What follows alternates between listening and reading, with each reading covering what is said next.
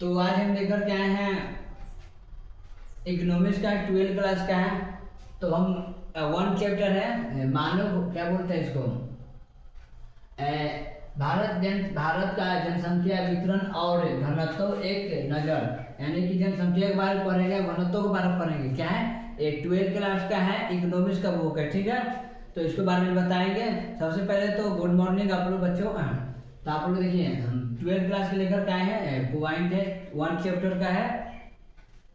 तो आज के बारे में बताएंगे जनसंख्या के बारे में। क्या कर रहा है तो कर रहे हैं ना, क्या कर रहा है कि भारत क्या कर रहा है कि भारत जनसंख्या वितरण और घनत्व एक नज़र, इसमें नज़र रखने के लिए कर रहा है। क्या है इसमें नज़र, घनत्व पर नज़र रखने के लिए कर रहा है, ठीक है। तो आप लोग नज़र रखिए क्या कर रहा है, ठीक है। घनत्व क्या कर रहा है, ठीक है। नज़र आप लोग रखते रहिएगा नज़र आप लोग। देखो पहला हम क्या कर रहा है, पहला हम क्या कर रहा है देखिए यहाँ पर सबसे पहले पढ़ेंगे जनगणना की। भारत में जनगणना पहला बार कब हुआ था आप लोग पढ़ रहे होंगे ना। बहुत जल्द हम लोग क्यूज भी कराएंगे, ठीक है। टाइमिंग दे दे करके हम लोग बहुत मेहनत प्रयास में लगल है कि बहुत बेहतर से बेहतर पढ़ाई लाया जाए, ताकि बच्चा को बहुत समझने में इजी है, ठीक है। तो पूछ रहे हैं ना कि जो सबसे पहले आबादी देखेंगे, ठीक है। तो 121 करोड़ की आबादी था, क्या पटना बिहार में था। कितना 121 करोड़ की आबादी था। कितना था 121 करोड़ की आबादी था भारत में, ठीक है। तो उसके अनुसार क्या कर रहा है ना कि 2011 के अनुसार भारत की कुल जनसंख्या और विश्व में इसका दूसरा स्थान क्या है, कितना था आप लोग बताइएगा। अगर आप लोग जानते होंगे तो कमेंट में बताइएगा आप लोग, ठीक है। फिर से समझिए क्या कर रहा है कि 2011 के अनुसार भारत में कुल जनसंख्या और विश्व में इसका दूसरा स्थान क्या था। तो क्या था इसका दूसरा स्थान,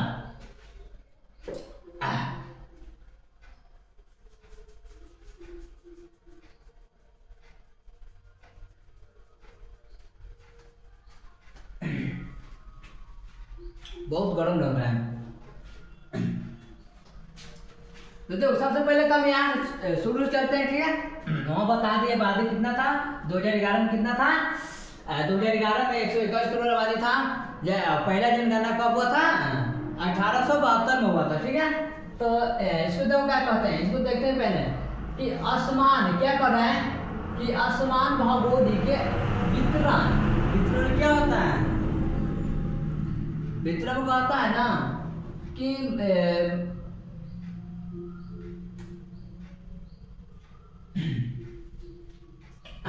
फिर तो कर असमान भौगोलिक वितरण, जैसे कि देखेंगे उत्तरी मैदानों और तटीय क्षेत्रों में उच्च जनसंख्या। पहले क्या था ना कि पहले के लोग नदी के किनारे रहते थे, ठीक है, ताकि खेती करने के लिए पानी की सुविधा, बहुत सारा सुविधा करने के लिए यहाँ पर नदी किनारे रहते थे लोग, बसते थे, ठीक है। बसाया जाता था कि ताकि सारा व्यवस्था मिलेगा, ठीक है। खेती कृषि करने के लिए, पानी पीने के लिए, नहाने के लिए, खेलने के लिए, बहुत सारा करने के लिए, इसलिए पहले नदी के किनारे बसते थे लोग, ठीक है, बनाते थे बस्तियाँ लोग। तो देखिए आप फिगर के अनुसार पता चलित होगा देखो कितना यहाँ जनसंख्या है, घर भी है, बीच में नहर है, ठीक है, किनारे किनारे घर है।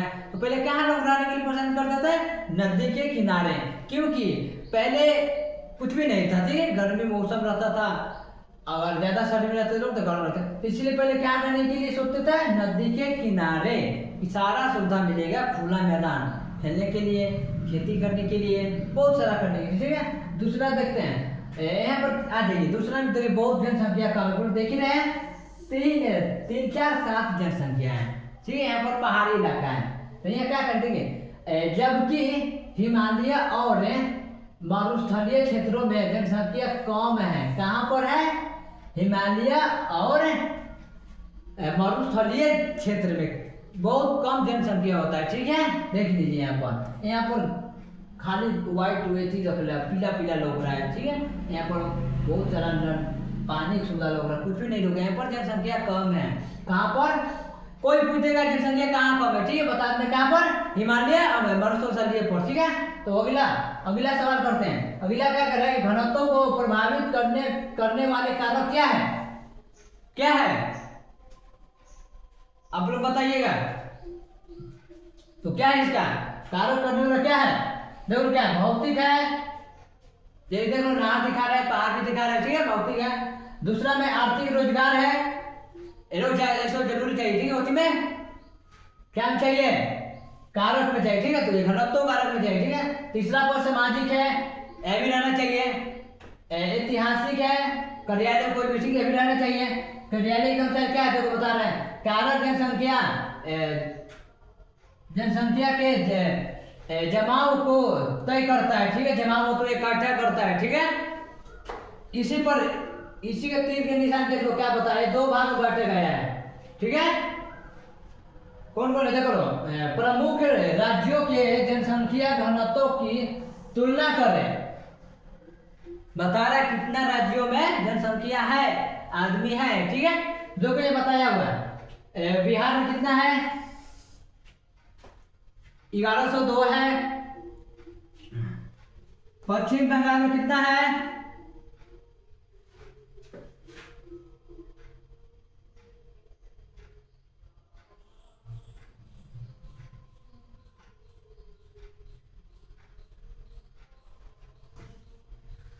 देखो पश्चिम बंगाल में कितना है? 1029 है। उत्तर प्रदेश में कितना है? देखो उत्तर प्रदेश में कितना है? 1828 है।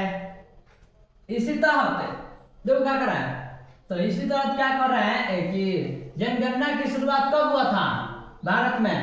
कब हुआ था? 1872 में हुआ था भारत में। जनगणना की शुरुआत कब हुआ था? 1872 में हुआ था।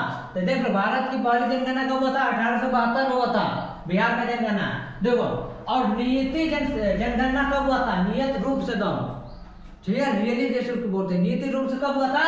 शुरू 1881 में हुआ था, ठीक है। शुरुआत हुआ था 72 में, और नियति रूप से हुआ था कब? 1881 में हुआ था, ठीक है। यहाँ पर क्या कर रहा है? जनसंख्या की घनत्व और प्रभाव पूछ रहा है। क्या पूछ रहा है? प्रभाव पूछ रहा है। देखो यहाँ पर बिहार है, दिल्ली, चलो ठीक है। यहाँ पर देखो 382, क्या करें? 382 व्यक्तियों प्रति वर्ग किलोमीटर, कितना था? वर्ग किलोमीटर। जैसे देखो 2011 में भारत का औसत घनत्व को जो 1951 के 117 की तुलना में भारी वृद्धि दर्शाता है। कितना था? दर्शाता है, बेसी अधिक में तो बेसी होता है। कब हुआ था? 1951 में, ठीक है। आगे क्या कर रहा है? आगे कह रहा है ना कि बिहार और दिल्ली शीर्षक पर चर्चा करें। तो क्या करते हो? राज्यों में बिहार 102 और केंद्र शासित प्रदेशों में दिल्ली सबसे अधिक घनत्व वाले क्षेत्र था, यानी कि बेसी था, ठीक है। क्या था? बेसी वाला क्षेत्र था। देख लो कितना है? 1102 है। चलिए तो इतनी में क्लास एंड करते हैं। जय हिंद, जय भारत। अगला वीडियो आप लोग देखने के लिए तैयार रहिएगा ऐसे ही।